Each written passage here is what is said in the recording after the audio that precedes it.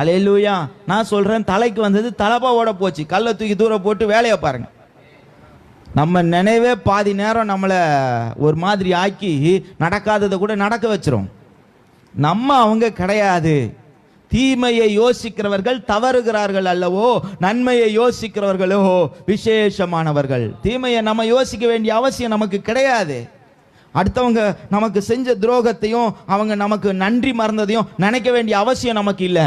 நம்ம எல்லா விதத்திலையும் நன்றி உள்ளவர்களாய் இருப்போம். Praise the Lord. நன்றி சொல்லும்படியாய் அன்னாள் தேவாலயத்துக்கு வந்தாள்.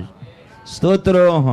எவ்வளவு காரியத்தை அனுபவிச்சிருப்பாளோ அதையெல்லாம் நினைச்சு பார்த்து அதே எமோஷனலோட பாருங்க. செவுத்துல எவ்வளவு வேகமா பந்து அடிக்கிறோமோ அதே வேகமா திரும்பி வரும்.